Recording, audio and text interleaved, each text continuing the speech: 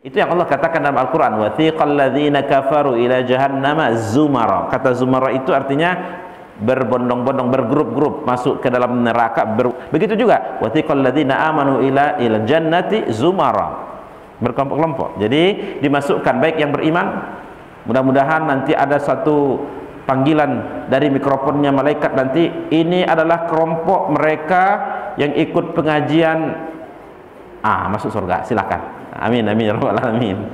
Bapak Ibu, mudah-mudahan kita dipertemukan dalam pengajian seperti ini di dunia. Mudah-mudahan kita juga nanti dipertemukan oleh Allah di surganya Allah. Amin ya rabbal alamin.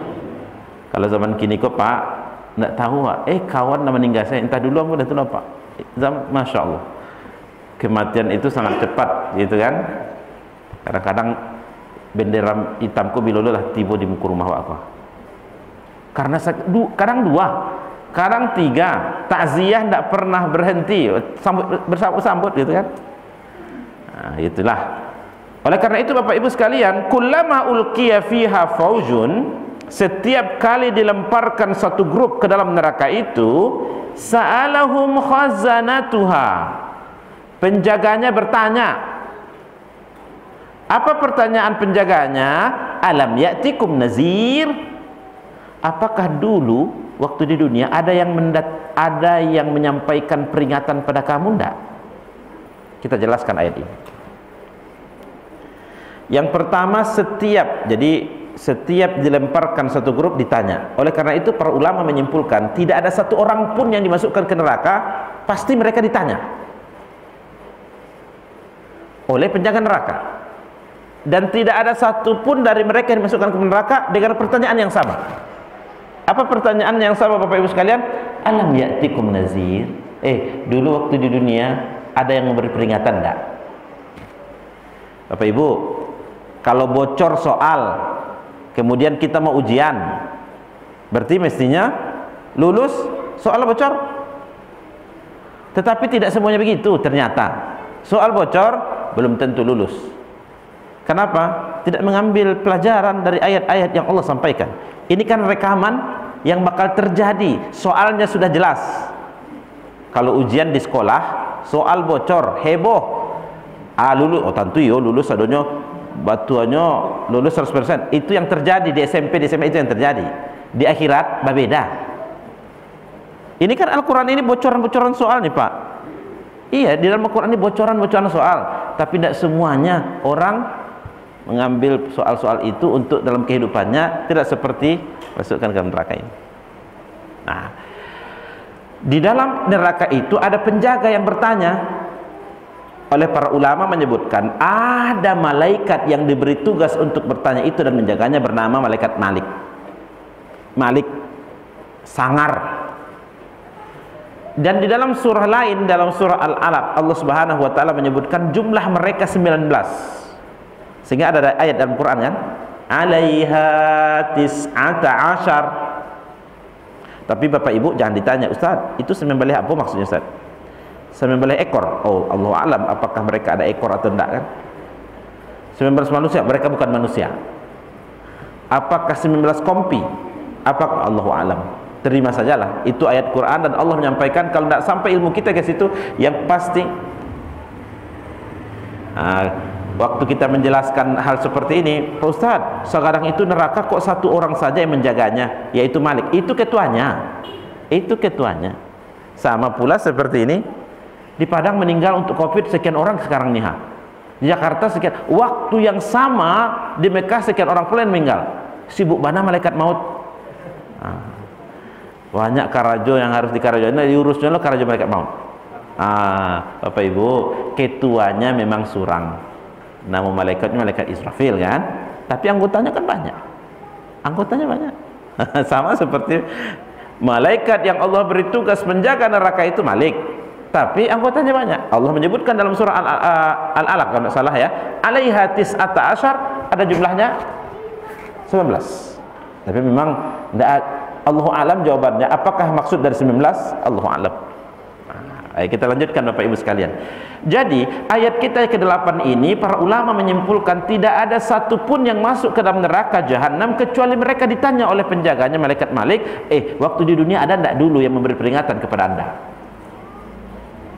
Terus apa jawaban mereka itu Bapak Ibu? Jawaban orang-orang kafir yang dimasukkan ke dalam neraka jahanam. Ayat berikutnya jawabannya, ayat ke-9. Qalu bala qad ja'ana nazirun fakadzabna wa qulna ma nazzalallahu min syai' in antum illa fi dhalalin kabir. Maka komentar orang-orang yang ditanya, jawaban orang-orang yang ditanya dari orang kafir yang dimasukkan ke dalam neraka jahanam, qalu bala, oh memang benar sekali, benar sekali. Setiap Jumat ba'da Isya kami dapat pengajian dari Ustaz Zulkarim. Itu peringatan tuh. Setiap Jumat yang pergi salat Jumat, kami dapat peringatan dari khatib Jumat. Ada kajian subuh lah, ada kajian zuhur, macam-macam. Itu peringatan. Oleh karena itu Bapak Ibu sekalian, para ulama menyimpulkan tidak ada satupun yang ditanya itu kecuali menjawab, memang benar sekali. Kami dulu waktu di dunia banyak yang memberikan peringatan itu pada kami. Itu kesimpulan. Terus apalagi jawaban mereka orang-orang yang dimasukkan ke neraka jahanam selain mereka mengatakan qalu bala, benar sekali kami dulu. Qalu bala qad ja'ana nazir, memang benar dulu telah datang kepada kami pemberi peringatan itu. Kalau di zaman sampai Nabi, zaman ketika ayat ini turunkan, ada Nabi Muhammad. Setelah Nabi Muhammad sebagai nabi terakhir, siapa melanjutkannya? Para ulama. Ulama itu pewaris para nabi dan rasul. Mereka bukan mewariskan dinar, dirham, uang materi, tetapi mereka wariskan ilmu, mewariskan ibadah. Oleh karena itu, kalau ada arahan dari ulama, ikuti. Itu adalah sebagai pemberi peringatan. Begitu kira-kira. Dan arahan-arahan mereka para ulama itu bukan adalah keuntungannya untuk para ulama, tetapi keuntungannya untuk kita, selamat kita di dunia dan akhirat. Tapi kalau kita mengabaikan arahan itu, keburukan, kemudaratannya juga akan kembali kepada kita. Setelah orang-orang kafir yang ditanya itu menjawab, ya, waktu kami di dunia telah datang kepada kami pemberi peringatan itu. Fakazzabana, namun dulu kami telah mendustakannya. Keceknya jalan lurus merdeka, kami ambil jalan yang bengkok.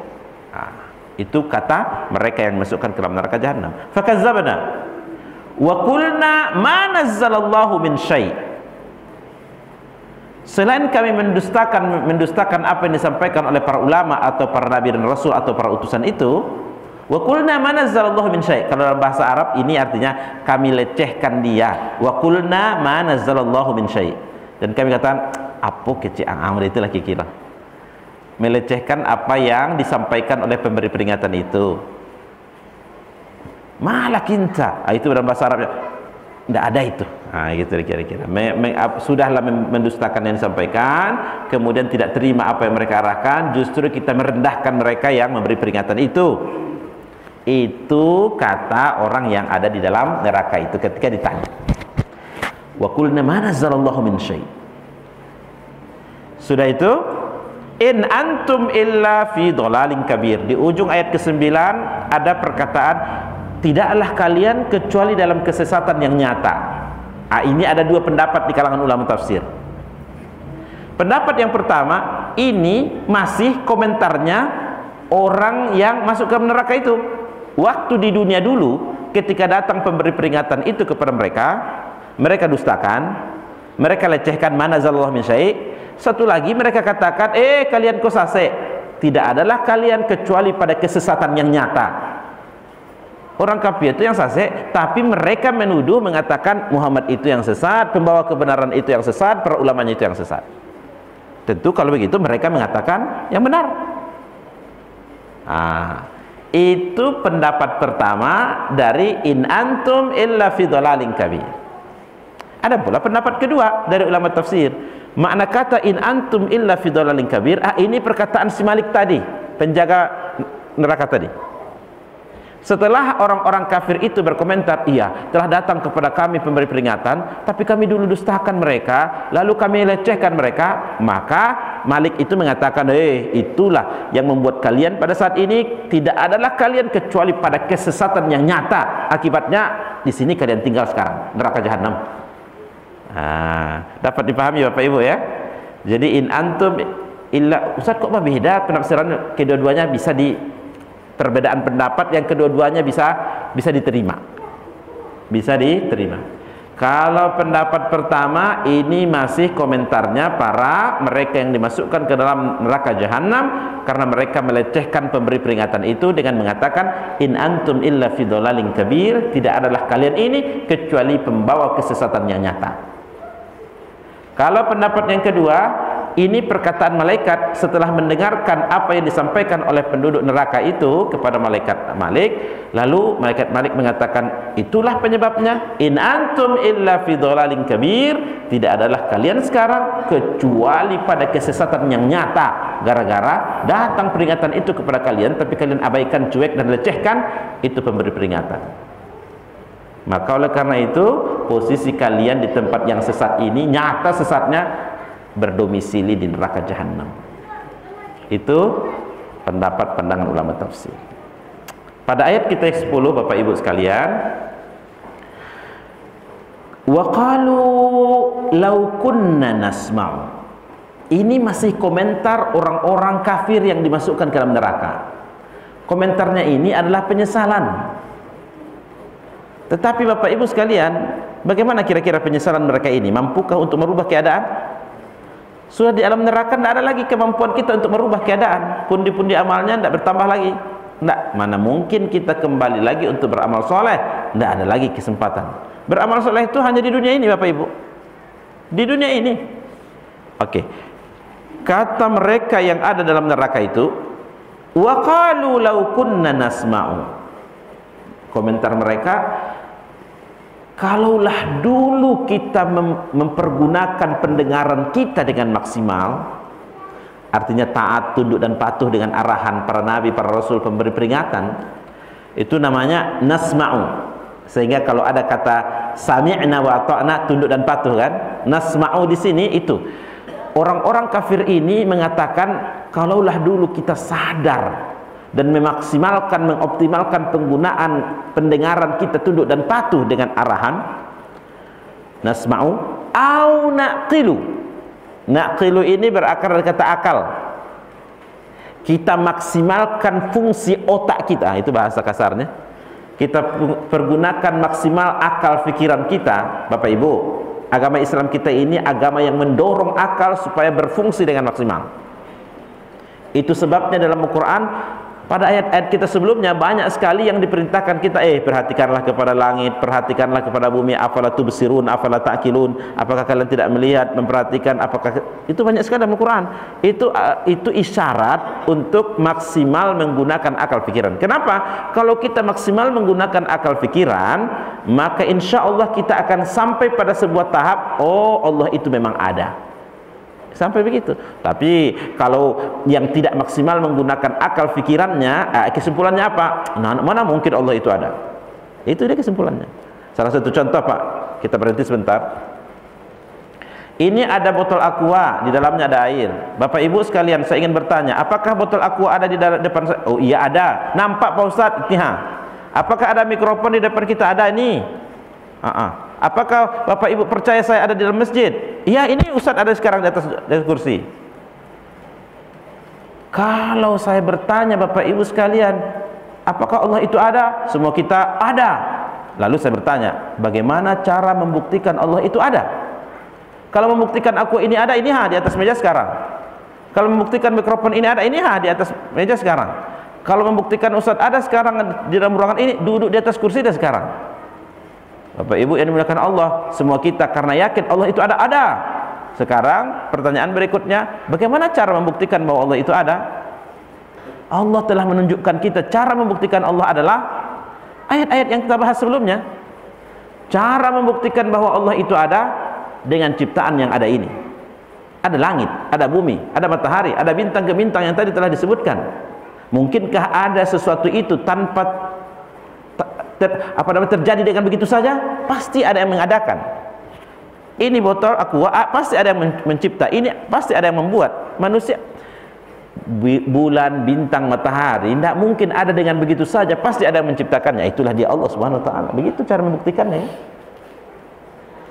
Dan kalau kita arahkan otak, akal, pikiran kita berpikir secara maksimal, maka kita akan melihat tanda-tanda itu tidak hanya hal yang dalam kenyataan kehidupan kita juga banyak yang tidak nampak, tapi dia ada. Bapak Ibu, apakah Bapak Ibu melihat udara? Yakinkah Bapak Ibu ada udara di dalam ruang masjid kita ini? Iyalah, kalau tidak ada udara, mati kita semua. Tapi tolong buktikan Bapak Ibu sekalian, mana dia udaranya? Tidak nampak. Tapi dapat dirasakan. Angin dapat dirasakan. Dapatkah kita merasakan adanya Allah? Iya, itu ada bintang, ada bulan, ada bumi ini, ada kita. Itu karena adanya Allah yang menciptakan. Bapak Ibu, di depan kita ini kan ada kabel nih. Yakinkah Bapak Ibu di dalam kabel itu ada arus sekarang? Oh, tidak percaya, setengah yakin Pak Ustaz. Kan tidak mungkin lah mengecewakan Bapak Ibu. Kini kita buka, pacik deh Ibu. Lah mati ibu apa-apa dulu baru komentar. Nggak bisa komentar lah meninggal. Oleh karena itu, penggunaan akal pikiran kita dengan maksimal, kita akan sampai pada sebuah ilmu Allah itu ada. Tapi kalau setengah-setengah, tidak maksimal, itu dia orang kafir. Mana ada Allah itu? Oleh karena itu Bapak Ibu sekalian, kalau ada di antara Bapak Ibu mengatakan, ambon nak yakin Pak Ustaz ku ada utak, nak nampak utak Ustaz, nak nampak akal Ustaz, berarti nak akal. Saya akan marah pada Bapak Ibu, ya kan? Kenapa? Tidak sesuatu yang tidak nampak itu tidak ada. Ada. Apa buktinya? Bisa menyampaikan dengan baik, bisa dapat dipahami oleh Bapak Ibu, itu diantaranya. Itu kira-kira Bapak Ibu sekalian. Oleh karena itu, mereka yang dimasukkan ke dalam neraka itu juga penyebabnya karena mereka mengatakan dulu tidak memaksimalkan pendengaran yang Allah berikan, tidak taat tunduk dan patuh, tidak memaksimalkan akal pikiran. Bapak Ibu, akal ini yang Allah karuniakan kepada manusia, inilah keistimewaan berbedanya kita dengan makhluk yang lain. Kalau kita tidak sadar diri, tidak memaksimalkan itu dengan baik, maka kita disebutkan lebih jelek, lebih hina dari binatang ternak. Itu.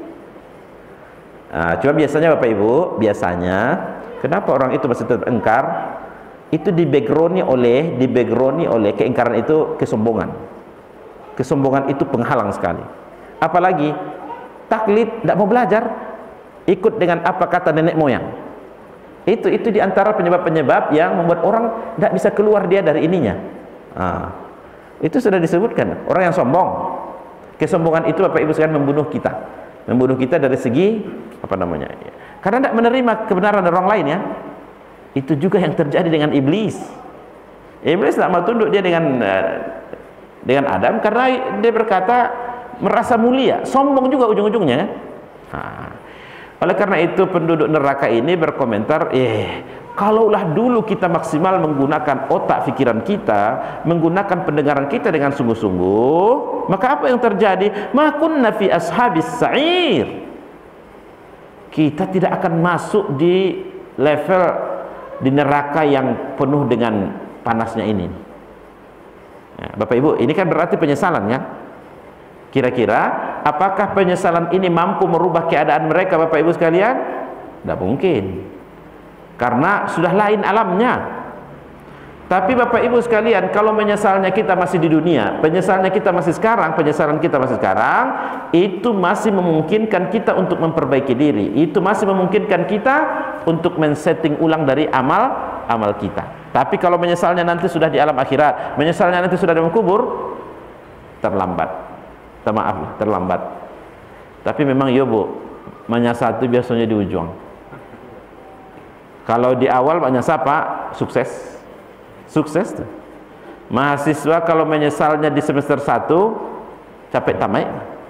Tapi kalau mahasiswa menyesalnya sudah semester 14, DO ujung. Inilah makna yang dalam. Kisah-kisah ini diketengahkan oleh Allah Subhanahu wa taala ini supaya kita sadar diri dari awal. Kalau sadarnya kita di dunia masih bisa. Bahkan ada hadis Nabi mengatakan innamal a'malu bil khawatim. Amal itu tergantung endingnya, akhirnya gimana. Oh, pada akhirnya dia bertobat kepada Allah, dia hijrah, Allah akan menilai itu. Tapi kan Pak Ustadz, dulu waktu mudanya, dulu SMA, SMP-nya, waktu muda itu bisa diampunkan oleh Allah Subhanahu wa taala dengan taubatan